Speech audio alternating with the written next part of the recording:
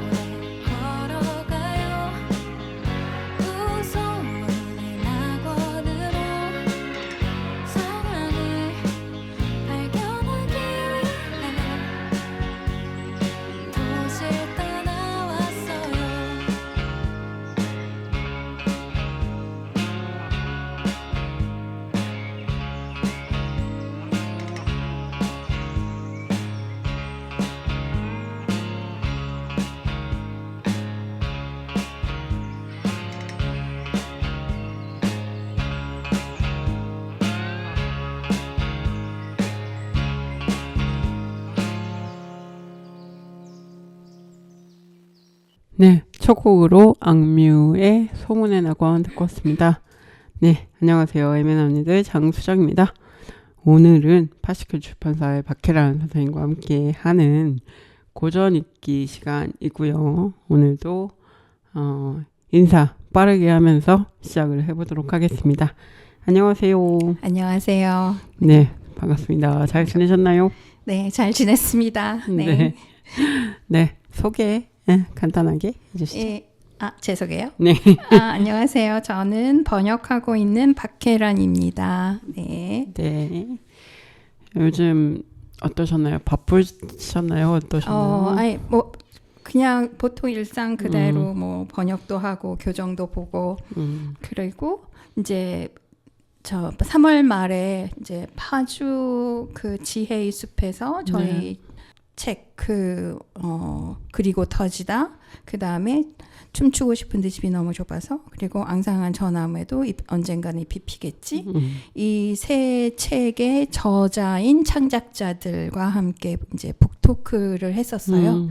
예, 네, 그 북토크 하면서 이게 이제 교묘하게도 그 이 저자들이 모두 활동을 하면서 그 창작에 관심이 많거나 창작과 어떤 식으로든 연대하고 있는 그러면서 자신의 어떤 이슈 아젠다에서 활동을 하고 있는 그런 분들이셔서 그분들이 모여서 세상에 쓰잘데기 없는 두 가지 일에 관심 있는 분들이잖아요. 어떤 건가요? 세상에 쓰잘데기 없는 두 가지? 아니 본인한테는 사실은 그 정도 능력이면 그러니까 저희는 그 뭐 박희정 선생님이나 뭐 전솔비 선생님, 오로민경 작가, 그 다음에 김지연 작가 모두 다 사실은 그 자신의 재능으로 뭔가 본인한테 이득이 되는 일을 한다고 마음만 먹었으면 굉장히 뭔가를 자기 얼굴을 빛낼 수 있는 제 생각엔 속물적인 생각으로 그런 분들인데 자신만의 다 아젠다가 있으신 거예요. 그래서 자기의 어떤 자신이 가지고 있는 가치, 목적을 위해서 어떤 때는 자기네 능력을 훼손시키거나 어떤 때는 자신의 능력을 최대한 발휘해서 그래서 그런 식으로 그렇게 작업을 하고 활동하시는 분들인 것 같아요. 그래서 이게 이제 이 북토크를 하게 된 거는 저희 패시클 그림 시집 제일 처음 나왔던 에밀 디킨슨 그림 시집 작업을 했던 신혜원 선생님이 이 세상을 떠난 지 4년이 됐거든요. 이 사람만 생각하면 눈물이 나는데 그러니까 이 친구가 살았던 그 방식을 생각하면서 이 모임을 하게 됐어요. 네, 그래서 너무 재미있는 얘기도 많이 나왔고 지금 그때 나왔던 얘기들도 좀 정리하고 있는 중입니다. 네. 그렇군요. 네. 얘기를 하다가 울 것 같아요. 너무 죄송해요. 난 아니에요. 신혜원만 생각하면 저는 뵙지 못한 분이지만 그랬던 거 같죠? 전 못 뵀던 거 같죠? 네, 그렇죠. 선생님 만나기 전에 그렇죠. 그치. 그때 저희 인문 산책할 때 맞아요. 세상 떠나서 네. 저희가 이제 같이 이렇게 안지가 그래도 오래됐는데 7년? 오래됐지만 7년 됐는데 그 전에 이제 돌아가셔서 네네. 저는 모르는 건지만 어쨌든 얘기는 종종 들었습니다. 네. 그래서 저도 그날 파주 가려고 했는데 그쵸. 전날 선생님 오셨으면 더 재미있었겠다 그러니까. 싶어요. 다들 하고 싶은 얘기 다들 한마디씩 하고 그랬구나. 너무 네. 그러니까 또 기회를 만들면 그쵸. 좋겠어요. 네. 그럼 꼭 가도록 하겠습니다. 전날 알아두어가지고 전날. 그치. 다들 네. 바쁘셔서 네. 요새. 아니에요. 그날 제가 감기가 한 이틀 전부터 이걸 바쁘니까 말씀드렸나? 아프지. 병난 거지. 아파가지고. 과로해서. 조금 나아진 것 같은데? 그러면서 술을 마셔서 맥주. 그리고 완전히 알아두었다. 네, 어쨌든. 그래서 너무 가고 싶었는데 못 갔고 어쨌든 네. 우리 애매한 언니들에 다 출연하셨던 분들입니다. 그렇죠. 네. 그래서 언제 맞아요. 그분들 다시 다 모아서 한번 모셔요. 그럴까요? 한번 여기서도 한번 판을 벌려볼까요? 너무 좋습니다. 네, 그래보죠. 오랜만에 세 분이 모이면 또 어떤 얘기 또 네. 해주실지 궁금하고 네.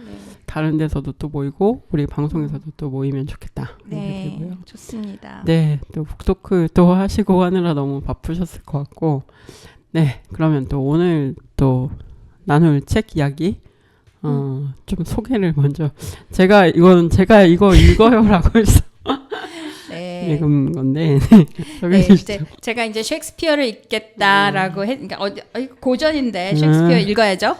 그죠? 읽겠다 했는데 이제 선생님께서 셰익스피어 작품 중에 햄릿을 고르셔서 제가 조금 걱정은 됐습니다. 왜 그거 있잖아요. 지금 소문에 나건 우리가 들었는데 아는 사람의 걱정. 그러니까 그 소문과 달리 소문난 잔치집에 먹을 게 많을까 있을까 막 이런 거. 근데 햄릿은 누구나 뭐 세계 명작, 세계 고전 하면은 5권을 고르라 그러면 골라야 되는 책이죠. 그렇죠. 햄릿은- 너무나 네, 익숙해서. 그래서 읽으시면은 맞아요. 읽고 좋고 그다음에 또 최근에 요즘도 하고 있는 것 같죠. 햄릿이라는 맞아요. 영화. 영화가 상영되고 있어서 이제 그게 이제 일종의 햄릿이라는 작품이 나오기까지를 상상하면서 만든 영화인 소설을 원작으로 한 영화인데 그래서 또 관심도 있으실 것 같고 그래서 한번 읽으면 좋겠다 해서 했습니다. 네. 그래서 그 햄릿은 제가 볼 때 햄릿은 왜 읽어야 될까 하는 거면 16세기 영국 작품이에요. 그리고 비극이에요. 그러니까 16세기 영국은 그게 뭐 우리나라도 조선 언제쯤 되나 조선조에서 되게 뭐 이게 16세기. 4대부가 득세하고 그쵸. 이런 그 중산층이 전 세계적으로 그랬던 맞아요. 부상하기 시작하는 시기인 것 같아요. 맞아요. 그러니까 우리나라에서는 이제 그 뭐죠? 그 이거 사법고 시간이고 그걸 뭐라 그러지? 장원급제 하는 거? 시험 봐서 과거 시험 봐서 과거 시험 봐서 이제 이렇게 장원급제에서 이제 그 입신양명을 하는 게 공부하는 사람들의 목적이었다면 맞아요. 그 일단은 이제 유럽의 이제 이게 르네상스의 여파로 이제 이게 16세기쯤 되면 전 유럽 대륙이 르네상스를 겪게 되는데 그러니까 이제 사람들이 지식을 추구를 해서 뭔가를 이루려고 하는 그런 시기예요. 그런 시기고 그게 또 영국이고 영국에서 가장 위대한 군주였던 엘리자베스 1세가 통치하던 시기에 그 당시 그 전에도 없었고 그 이후에도 없었던 연극이라는 그 문화 매체가 그 영국의 모든 국민들 왕과 저 아주 하층 계급의 사람들까지 모두 다 포함해서 런던에 사는 모든 그 계층들 사람들을 사로잡았던 정말 큰 행사였던 광화문에 BTS가 공연하듯이 그게 큰 행사였던 네. 그런 장르예요. 되게 그쵸. 중요한 거기에 가장 중요한 작가였던 그리고 배우이자 작가였던 윌리엄 셰익스피어가 쓴 작품이라는 점에서 한번 우리가 읽어볼 만하고 그리고 이 주인공 햄릿을 생각해 보면 그 우리가 문학이든 예술 매체이든 어떤 그 텍스트 내러티브 텍스트 속에서 햄릿이라는 인간형이 만들어진 거예요. 우리가 햄릿형의 인간 뭐 이런 말 많이 하잖아요. 그러니까는 조금 부정적으로 보게 되면 우유부단한 존재, 우유부단한 그쵸, 성격, 그쵸. 아니면 사색형 인간. 그죠. 그러니까 그 전까지 주인공이다, 영웅이다. 생각을 많으셔. 하면 칼 휘두르고 막 죽여야 되는 거예요. 다 무찌르고 다 이기고 위에 군림하고 이렇게 하는 주인공들이 주로 주인공의 역할이었는데 기사도 문학에서도 결국은 그렇잖아요. 주인공 어린 전문 청년 기사가 이런 원정을 거쳐서 퀘스트의 단계들을 다 밟아서 이제 정식히 모두를 다 무찌를 수 있는 드래곤도 무찌르고 다 무찌를 수 있는 그쵸, 그런 그쵸. 영웅으로 나오는 거. 아니면 그리스로 넘어가면 오이디푸스도 그 모든 그 난관을 극복하고 그 테베의 난제를 해결하고 그리고 태평천하를 이룬 다음에 여왕을 맞이하고 그랬는데 이게 비극이 생겼어. 그쵸, 뭐 이런 그쵸. 얘기잖아요. 그런 행동형 인물들이었다면 생각하는 주인공을 그쵸. 주인공으로 내세운. 그래서 누군가가 보기에는 기존의 다른 텍스트와 비교했을 때는 쟤는 뭐 하는 게 없네 이런 생각을 가질 수 있는 그런 인간형이 맞아. 하나 주인공으로 등장했다는.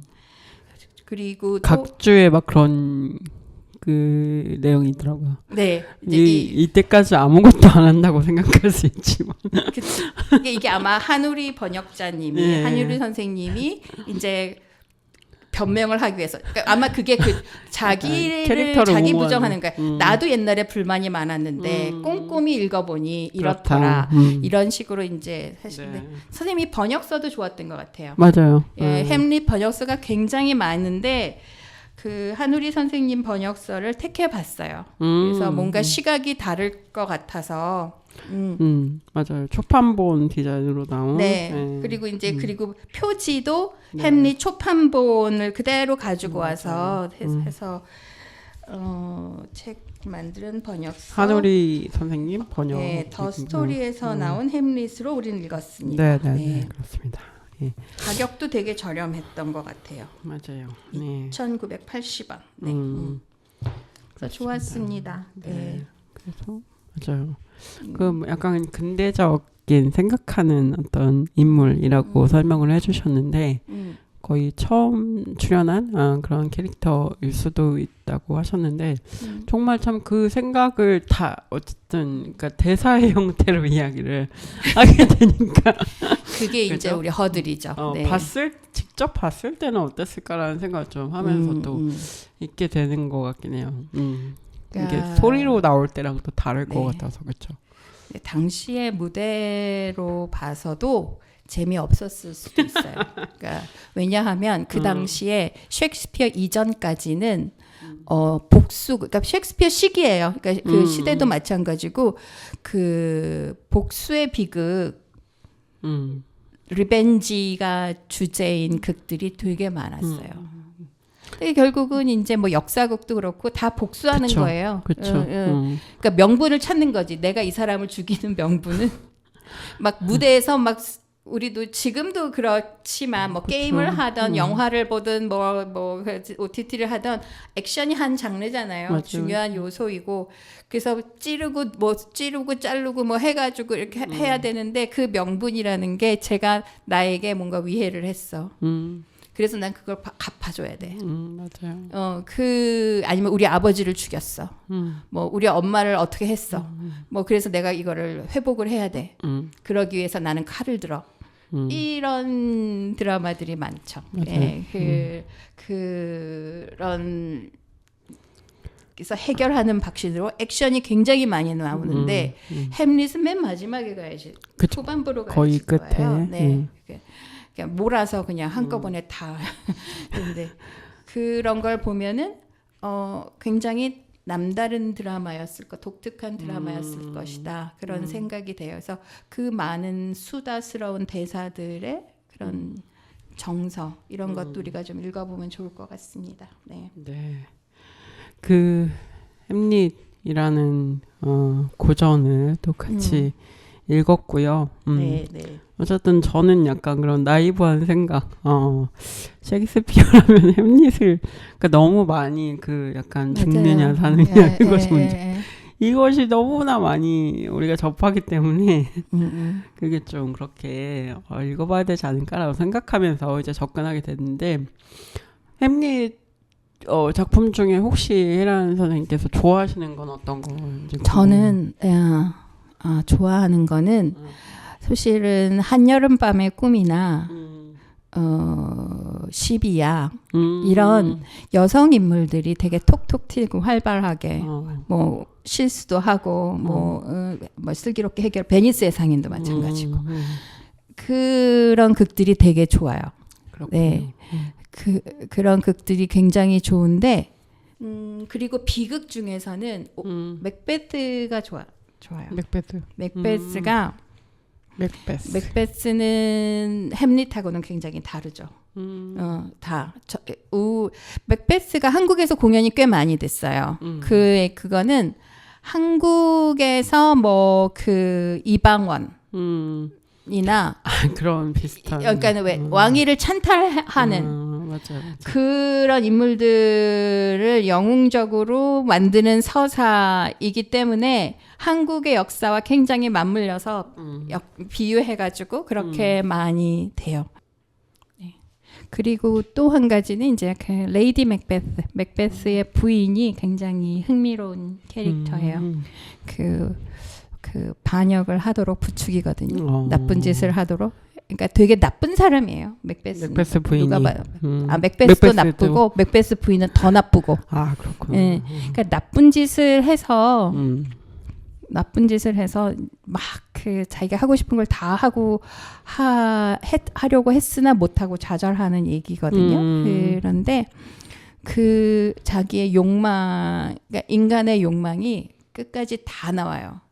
다 나오는데 그게 그 욕망을 토로하고 내가 실패했다고 인식하고 좌절하지만 나는 내 이 삶에서 뭐 인생은 이런 거였구나 하고 끝까지 거기에 굴하지 않고 끝까지 자기는 자기로서 할 일을 다 해. 다.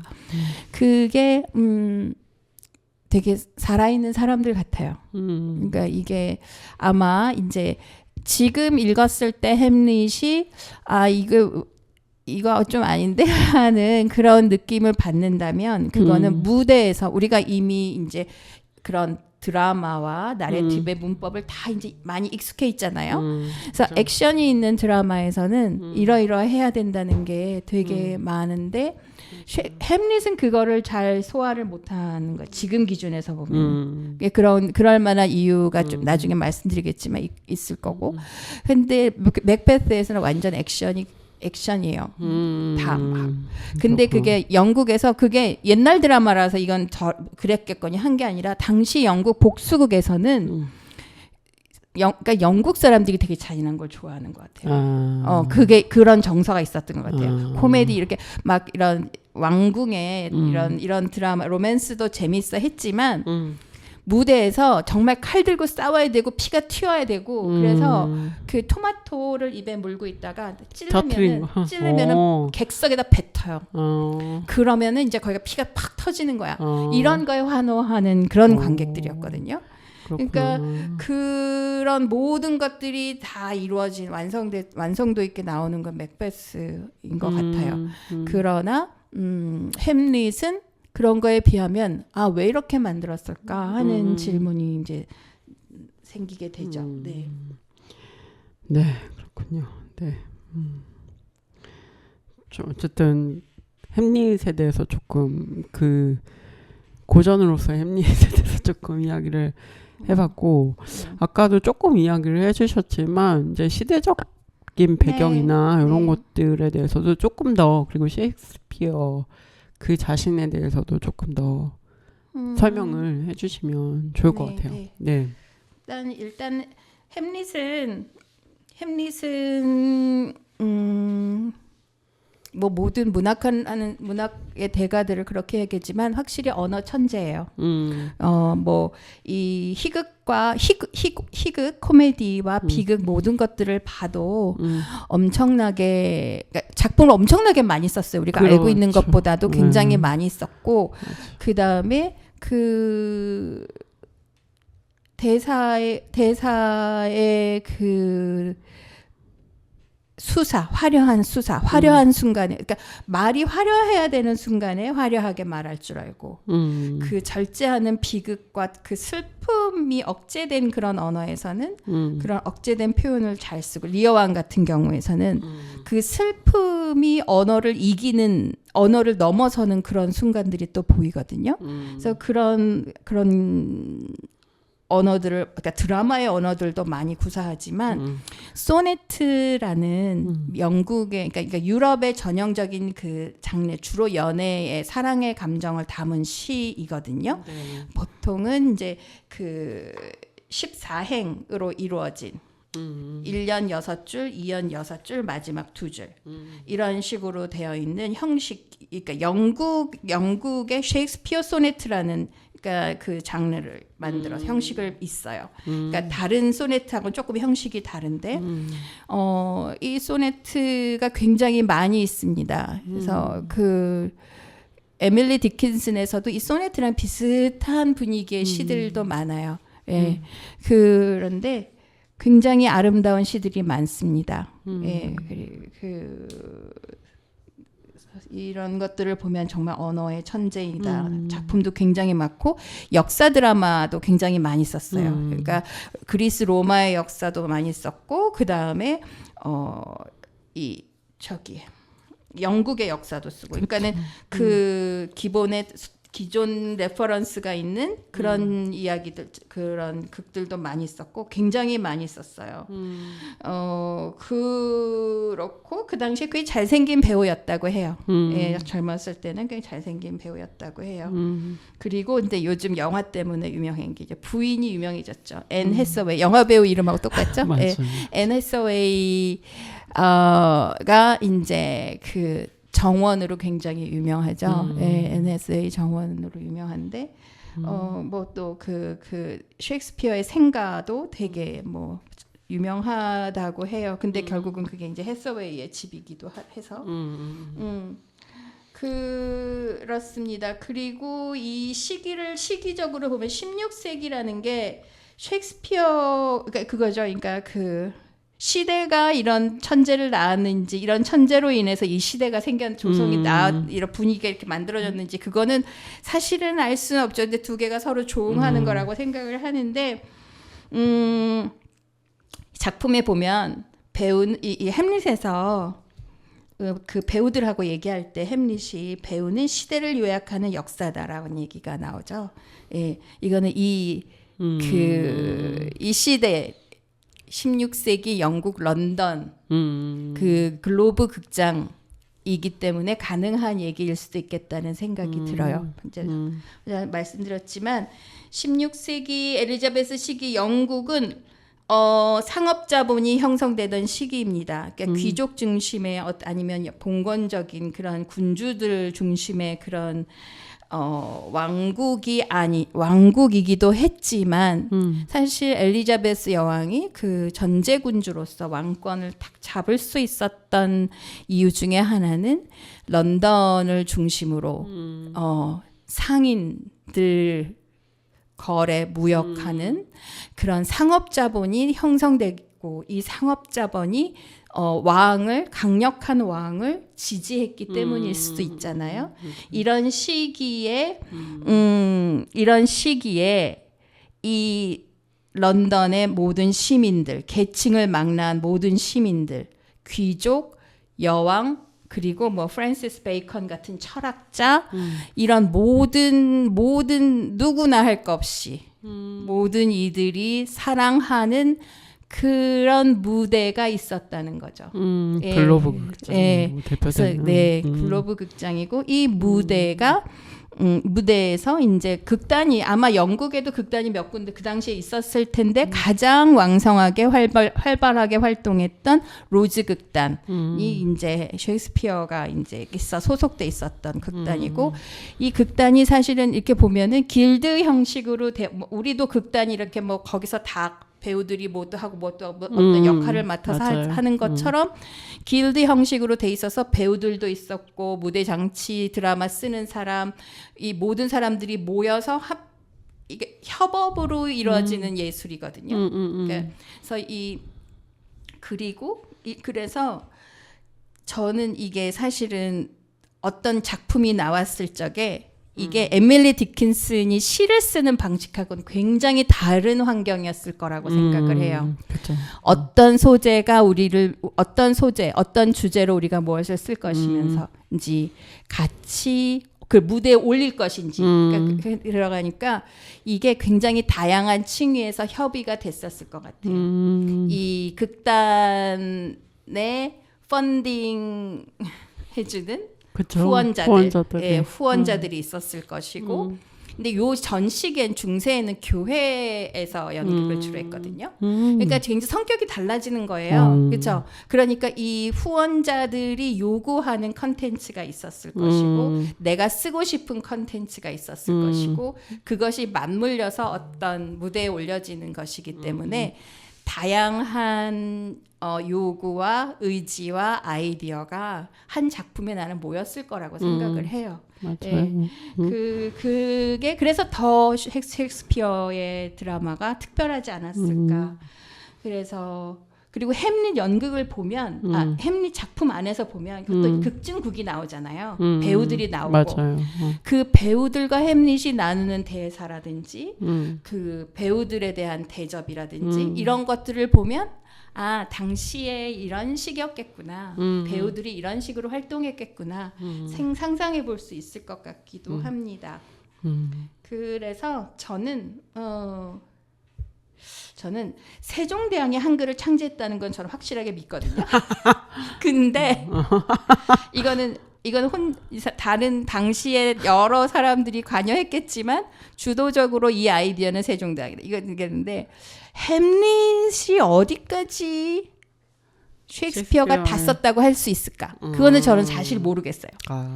이게 초판본이기 때문에 집단적인 뭔가이기 때문에 네. 그러니까 초판본이기 때문에 아무래도 우리가 읽은 거는 셰익스피어의 작품인 거는 맞을 수도 있을 것 같아요. 근데 여기에 나오는 그런 독백들, 셰익스피어의 그 독백들을 봤을 때 약간 그 연극을 폄하하는 사람들은 셰익스피어가 쓰기엔 너무 철학적이다라는 말도 있어요. 당시 이건 되게 셰익스피어 초기 작품에 해당하거든요, 사실은. 그러니까는 뭐 리어왕이나 템페스트 아주 후기 작품으로 넘어가면 또 얘기가 달라지지만 젊은 셰익스피어가 썼기 때문에 좀 다를 것이다. 그런 얘기도 있지만 그렇다고 이게 연극하지 않는 사람이 썼을 것 같지는 또 않아요. 그래서 그거는 저도 잘은 모르겠지만 이런 음모론들이 꽤 있습니다. 햄릿을 누가 썼을까 하는 음모론들이 꽤 선배들이 이제 이렇게 써라 이러면서 막 한마디씩 하고 그랬을 수도 있어요. 근데 이미 이제 이 햄릿을 쓸 때쯤 되면 뭐 셰익스피어는 글을 잘 쓰는 것으로 이제 연극 대본을 잘 쓰는 것으로 이제 그 당시에 인정을 받았던 시기이기 때문에 햄릿이 주도적으로 쓴 거는 분명할 텐데 저도 그런 일이 있다는 것만 일단 말씀드릴게요. 그렇습니다. 우리가 막 상상을 하는 거니까. 네. 그렇죠. 그리고 또 한 가지 또 연결점 말씀드리면 이게 당시에 그 그리스 비극들도 많이 익히 알고 있어요. 사람들이 다 알고 있고 중세 문학도 사람들이 많이 알고 있어요. 이런 상황에서 이 햄릿이란 비극을 셰익스피어가 쓴 거죠. 근데 아까도 말씀드렸죠. 오이디푸스라든지 고전 비극이라든지 중세의 영웅들, 중세 기사도 문학의 어떤 로맨스 문학 같은 거랑 비교해 보면 굉장히 사색적입니다. 철학적이고 그거는 맞아요. 그러니까 그렇기 때문에 햄릿을 정말 셰익스피어가 썼냐 하는 말을 듣기도 하는 거겠지만, 근데 그런 깊이에 있어서 확실히 햄릿은 그 비극의 그 정서를 다르게 만들어 놓은, 다른 쪽으로 틀어 놓은 그런 작품이라고 볼 수 있을 것 같습니다. 그리고 이게 이제 고전을 읽는 재미인데요. 그러니까 어떤 고전에 다들 문법들이 이제는 보이잖아요. 그래서 그 그리스 그러니까 오이디푸스 왕 같은 것들을 예를 들었을 적에 그 액션 중심으로 진행되는, 행동 중심으로 진행되는 것과 달리 우리가 햄릿의 내면의 고민을 뚫고 들어가게 되는 그런 연극을 보게 돼요. 이거는 이제 이후에 심리와 의식을 중요시 여기는 그런 우리의 서사 방식, 내러티브 방식을 본다면 뭐 이게 시대적으로 그러니까 옛날 문학이라서 고루하다 이런 얘기는 잘 못하게 되겠죠. 네. 맞아요. 그리고 이게 그렇다고 해서 이게 점점 더 좋아지느냐 하면 사실 이게 17세기 오게 되면 이제 청교도 혁명이 생겨나요. 크롬웰의 청교도 혁명이 있어서 그 한동안 청교도 중심의 공동체가 됩니다. 이 청교도들이 그래서 국민들의 이게 시민들의 지지를 못 받은 걸 수도 있는데 굉장히 엄격하게 재단을 해요. 그래서 연극 극장 글로브 극장 폐쇄합니다. 극단 다 쫓아내요. 해산시켜요. 그 다들 이제 백수가 되죠. 그래서 연극이란 장르가 없어져요. 아 그렇구나. 네. 청교도혁명 때. 네, 이 당시에는 이 기간 중에 크로멜 치하에는 없어요. 네, 이 당시에 가장 위대한 문화 밀턴, 그러니까 서사시, 글을 읽게 되죠. 그러니까 일반 시민들, 일반 민중들의 문화는 없어지게 되는 거예요. 네, 그러니까는 그런 점을 보면 또 이 셰익스피어 시기의 연극들이 얼마나 위대했는지. 대단했는지 맞아요. 또 다시 한번 생각할 수 있죠. 이게 그 시대였기 때문에 가능했던 것도 있고 그러면서 이제 영국은 그렇지만 이게 이제 그 여전히 지금까지도 유산이죠. 영국에서는 맞아요. 유산이죠. 예. 근데 이제 흐름으로 아직까지도 이거 가지고 그럼요. 저기 영국에서는 이제 정시 의무 교육을 하는 수업 시간에 그러니까 초등학교, 중학교, 고등학교 다 그 의무 교육 기간 중에 당연히 연극을 국어 시간처럼 같이 영국 수업이 다 있고 그래서 연극 배우들이나 연극을 전공한 사람들이 사회 각 분야에서 활동을 하고 있죠. 예, 헐리우드를 간다고 그것만 하는 건 아니고 다 그렇게 사회 각 분야에서 활동을 하고 있고. 그래서 이제 어떤 지금 현재 예술이나 인문학, 뭐 테크놀로지 모든 컨텐츠의 기본이 되고 있기는 해요. 맞아요. 하지만 17세기로 가면 밀턴류의 이제 종교시, 서사시들이 유행했고 18세기로 가면은 이제 그 왕정 복고기가 되면서 혁명이 끝내 왕정 복고를 하면서 이제 귀족 중심의 시 문학이 들어가고 19세기 들어가면 이제 낭만주의 시와 소설의 시대가 되는 거죠. 예, 지금 저희 우리 뭐 프랑켄슈타인이나 폭풍원을 읽은 것처럼 그 시기가 오게 되죠. 그런데 연극이 이후에 이만한 연극이 셰익스피어 시대만한 연극이 안 등장해요, 사실은. 지금까지도 그렇죠. 그런 연극으로서 그런 힘을 가진 컨텐츠가 쉽지는 않았던 것 같아요. 오히려 이제 그 유럽으로 넘어가면서 유럽에서 이제 연극들이 뭐 입센이라든지 노르웨이 입센이라든지 아니면은 러시아의 또 어떤 문학에서도 나오고 그러니까 그리고 이제 미국으로 가겠죠. 네, 영국에서도 중요한 연극 극작가들이 많았지만 네. 이 정도의 호응과 맞아요. 이런 지지 이런 받은 그런 연극은 없었던 것 같아요. 네. 뭐 사실 그쵸. 지금까지도 계속 다시 그쵸. 이렇게 보게 되는 거니까. 그런 연극이 이런 식으로 회자되는 작품이 많지 않죠. 그쵸, 그 이후에. 네. 그렇죠, 맞아요.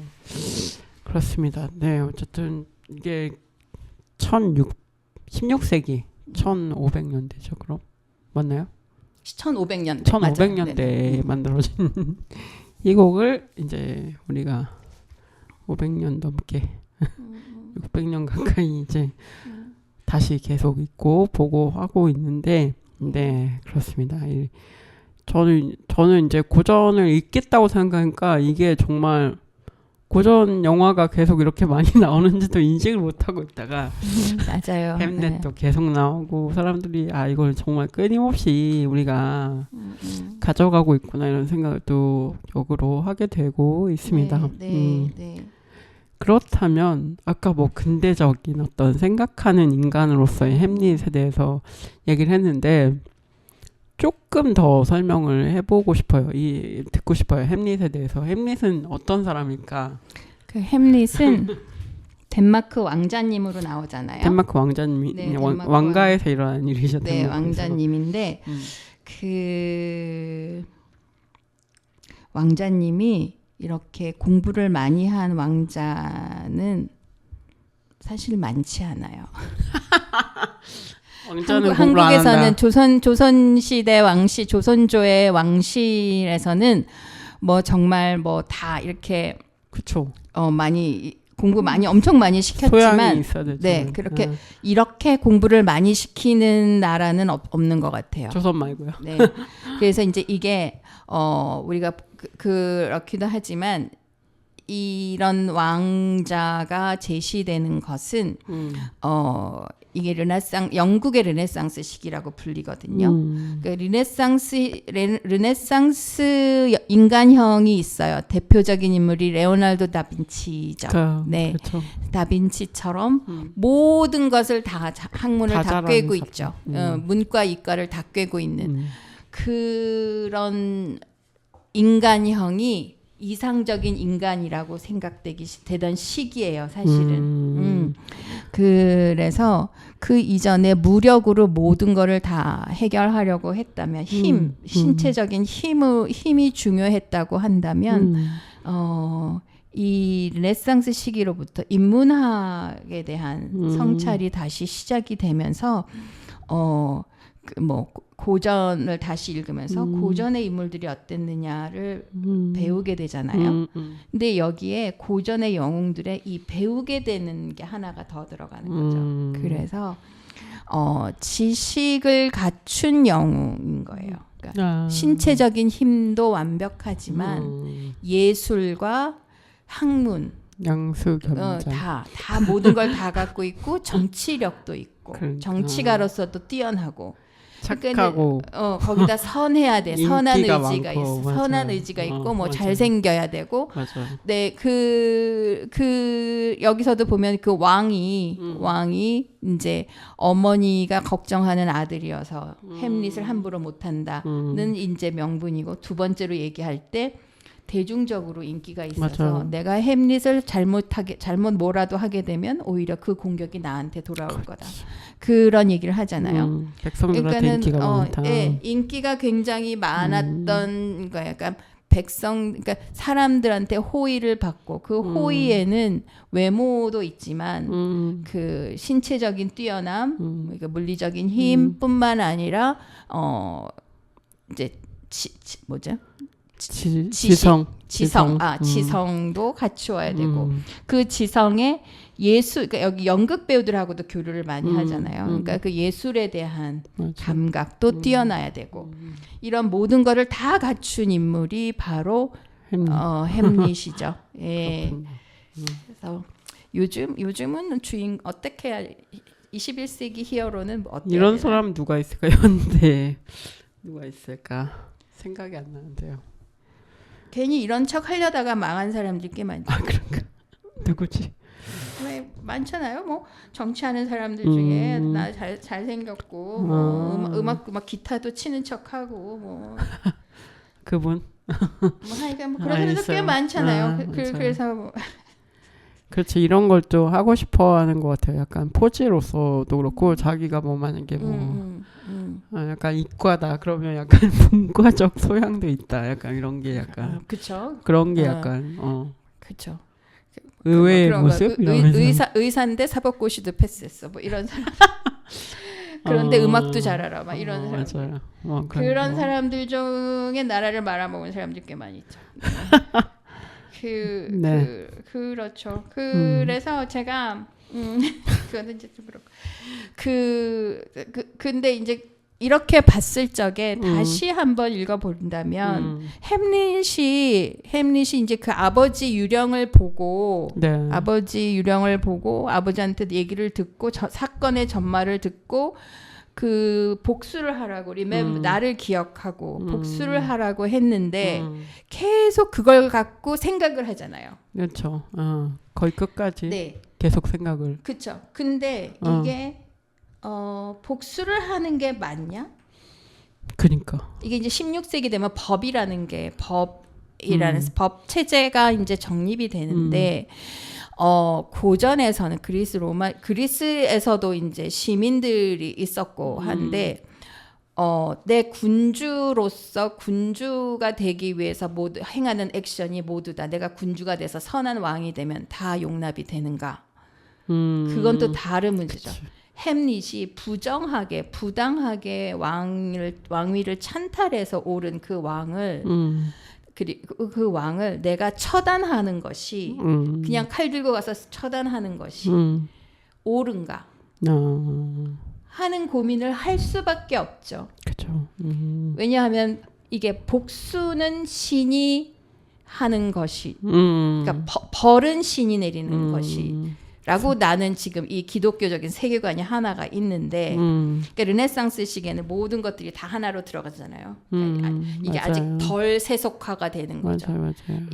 그러니까 이 세속화 과정이 일어나긴 해요. 인간의 의지와 사고에 따라서. 그러니까 신에 복종하는 존재라면 신에게 호소를 하고 신의 처단을 기다리는 것이 옳을 것이고 만일에 그 신과 무관한 내 의지를 뭘 한다 했을 때 이걸 처단할 것인가 이거는 또 이제 법이 있으니 내 그 법이 나를 허용하는가 이걸 고민할 수밖에 없는 거죠.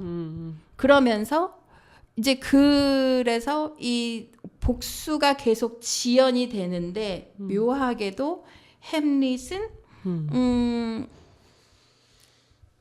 어머니의 정절을 맞아. 고민해요. 그것 때문에 되게 예, 이게 또 되게 문제적이고 심리학자들이 맞아요. 많이 이제 연구하는 그런 거기도 합니다. 그래서 예. 오이디푸스 네, 오이디푸스적 갈등을 하게 그렇죠. 되죠. 예.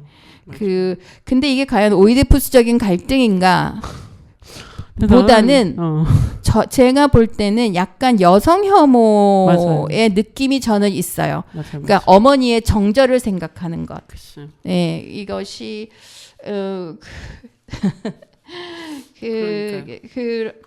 그래요. 그런 쪽으로 고민이 흐르죠. 그러면서 또 한 가지 큰 줄기가 근데 사실 고민하는 게 to be or not to be인 거. 그러니까 이게 사실 번역하는 것도 되게 어려운 일인데 내가 여기 존재할 것인가, 존재하지 않을 것인가, 존재하지 않게 된다면 나는 그럼 뭘까 하는 근원적인 고민, 이제 명상으로 네 사유로 넘어가게 되죠. 그래서 이런 게 사실은 연극 무대에서는 정말 너무 도움이 안 되는 거예요. 액션이 안 나오잖아요. 계속. 그러니까 이게 한 몇 분을 혼자서 대사를 이제 쭉 외우면서 그 독백을 해야 되는데 이 독백하는 동안 연극 배우, 그러니까 관객들이 지루해하지 않게 하는 게 배우의 몫이겠죠. 그렇죠. 예, 이게 엄청 배우의 힘이 더 있어야 되는 그런 극본. 배우가 중요한 드라마인 거 연극 같기는 해요. 네. 제가 저기도 물어봤어요. 제미나이한테 MBTI가 어떻게 될 것 같으냐고. 햄릿의 MBTI. 네. 두 가지로 갈등을 하더고요. 인트비거나 INFP거나. 인프피. INFP거나. 인프피의 특징이 뭐죠? 햄릿의. 그러니까 이게 굉장히 지적이면서 가끔 충동적이야. 계획은 그러니까 제의는 아니야. 그런 점에서 인트비인 것 같기는 한데 함부로 판단을 못한다는 점에서 그러니까 지식이 그 사람의 지적 사유가 굉장히 감성적으로 흐른다는 점에서는 F 쪽으로도 볼 수가 있죠. 그럴 수 있을 것 같아요. 그래서 이제 그 결단을 내리지 못한다는 점에서는 INFP. 근데 어느 순간 불쑥 폴로니우스 죽이는 것도 뜬금없이 푹 죽이고 그러니까 충동적이에요. 굉장히 빠르잖아요. 충동적. 그런 점에서는 인트비일 수도 있고 그냥 그렇다고 하더라고요. 재밌네요. 네. 햄릿의 MBTI에 대해서 생각해보지 못했는데요. 한번 사색하는 철학. 그러니까 이게 어떤 그 F 감성이 나오는 부분은 좀 주목해 볼 필요가 있을 것 같아요. 그 작품의 전반적으로 흐르는 정서 같은 거는 좀 볼 필요가 있습니다. 네, 어쨌든 그 갈등 자체가 사실은 어머니에 대한 그런 감정이 그 오피리어에 대한 감정이 그냥 오피리어 구박하는 것도 괜히 왜 그러지? 예. 너무 이 생각이 없는 미친 척하면서 말을 한다 그러는데 그 미친 척하는 그 와중에도 말을 아무렇게나 뱉는 그 와중에도 꼭 그 여성의 정절을 얘기를 하죠. 맞아. 그게 주요한 네. 어떤 분노의 네. 그래서 그거를 어떻게 해석할 것인지 그냥 그 어떤 여성 관객 입장에서 본다면 생각을 많이 해볼 수 있을 것 같습니다. 네. 네, 그러네요. 어쨌든 햄릿에 대해서 이야기를 하고 있는데 단점에 대해서 조금 더 얘기해 주시죠. 인프피. 그러니까 이게 제가 이제 수정 쌤이 하자고 제안했을 때 좀 걱정되는 부분들이 있었어요. 인프피면 저랑 정확하게 반대입니다. 그래요? 제가 ESTJ거든요. 아 맞아. 그러면은 정반대 진짜 하나도 안 맞네. 진짜 정반대. 네. 예. 이게 어쨌든, 이제 대사를 보면 생각이 많은 사람이 이렇게 수다스러울 수 있을까? 그러니까 이게 그거죠. 말이 너무 네. 근데 이게 다시 생각해 보면 이게 그 당시의 연극적인 문법하고도 좀 연관이 있는 것 같아요. 그러니까 이게 대사들이 이게 약간 그 그리스 고전극에서도 보면 이렇거든요. 그러니까 액션이 뭐 풍랑을 만나서 뭐 아니면은 뭐 어디 저기 피라미드의 스핑크스를 만나서 그러니까 그러니까 그 전에 있었던 일을 무대에서 재현하지 않아요.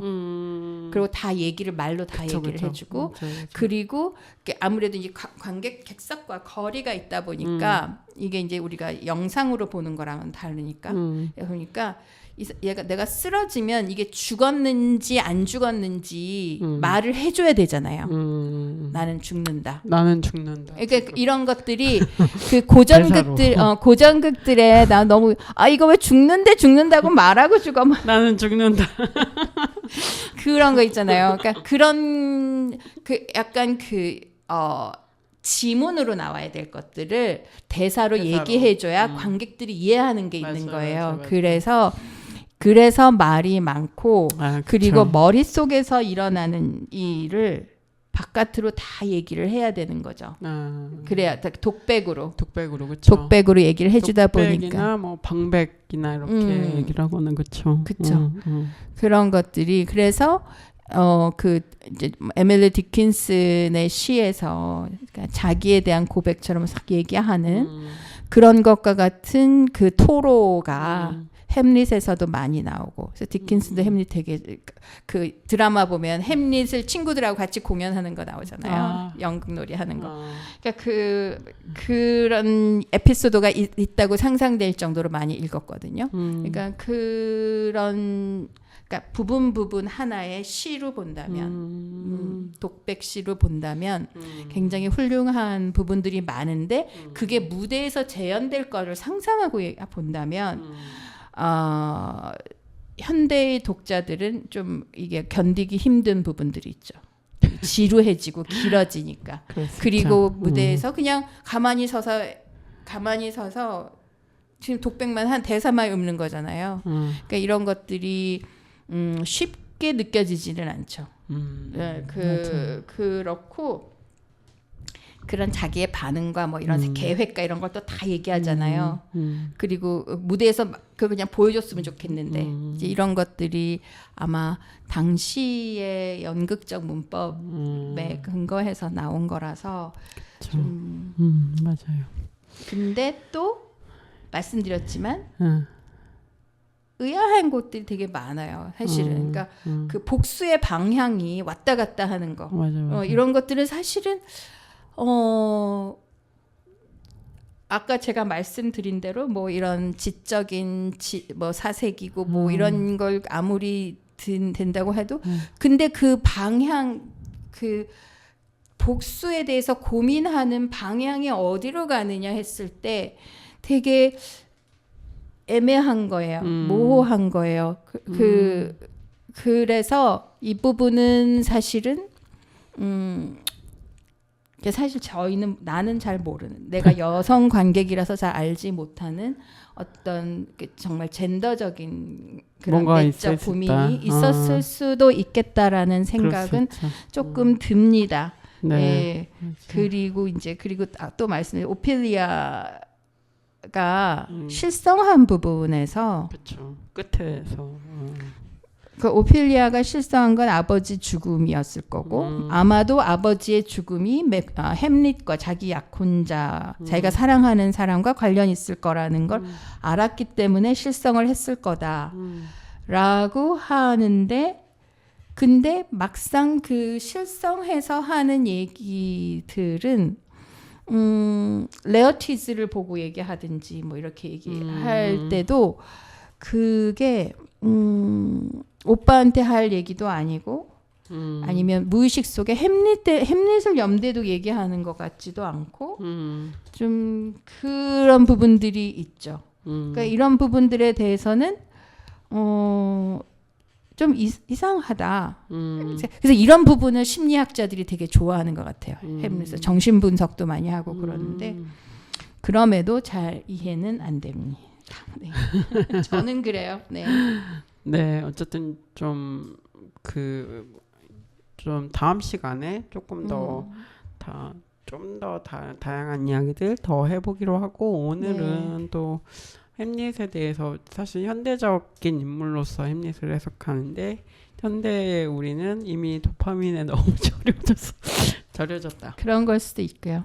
그래서 이게 약간 지루하게 느껴질 수도 있는데 어쨌든 그런 얘기들도 또 해봤습니다. 네, 그러면은 오늘은 좀 이 정도에서 마무리하도록 하고요.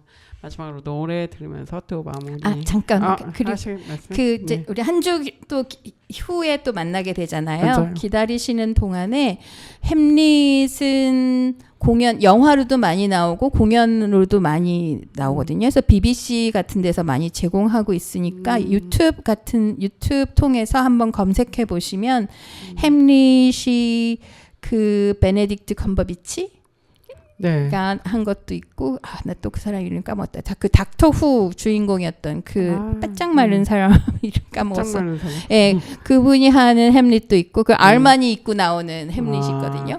예, 그 있으니까 많이 좀 검색해서 좀 보시고 또 다음 주 얘기 같이 들으시면 좋을 것 같습니다. 잠깐 틀면서 마무리를 해볼까요? 데이비드 컴버배치. 베네딕트 컴버배치. 데이비드 컴버배치. 저도 맨날 데이비드. 베네딕트 컴버배치 목소리를 좀 들으면서 그러면 네네. To be or not to be 있으려나? 해보도록 하겠습니다. 네, 좋아요. 네. Oh, what a rogue and peasant slave am I! Is it not monstrous that this player here, but in a fiction, in a dream of passion, could force his soul so to his whole conceit that from our working all his visage one, tears in his eyes, distraction in his aspect, a broken voice, indeed his whole form suiting with functions to his conceit, and all for nothing? For Hecuba. What's Hecuba to him? Or he to her, that he should weep for her? What would he do? Had he the motive and cue for passion that I have? Then he would drown the stage with tears, cleave the general ear with horrid speech, make mad the guilty, appall the free, confound the ignorant, and amaze indeed the very faculties of eyes and ears. Yet I, a dull and muddy metalled rascal, peak like John o' Dreams, unpregnant of my cause, and can say nothing. No, not for a king, upon whose property and most dear life a damned defeat was made.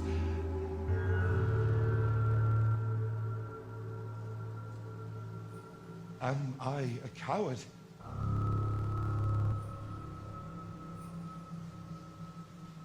Who calls me villain?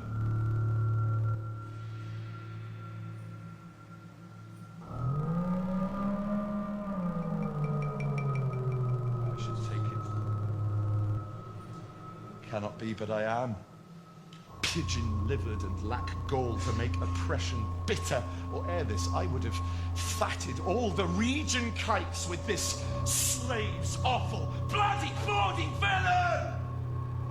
Remorseless, Treacherous, treacherous, kindless villain! Oh, vengeance!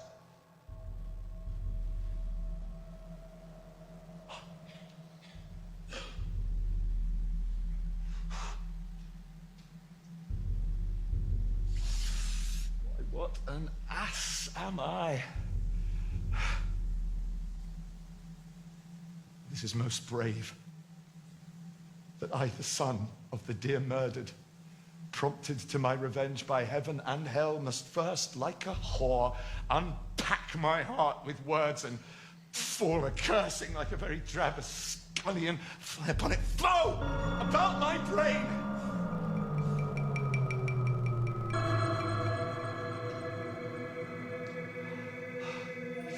I've heard it said that guilty creatures sitting at a play have, by the very cunning of the scene, been struck so to the soul that presently they have proclaimed their malefactions. I'll have these players play something like the murder of my father before mine uncle.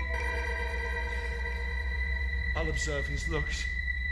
I'll tempt him to the quick, and if he do but blench, I know my course.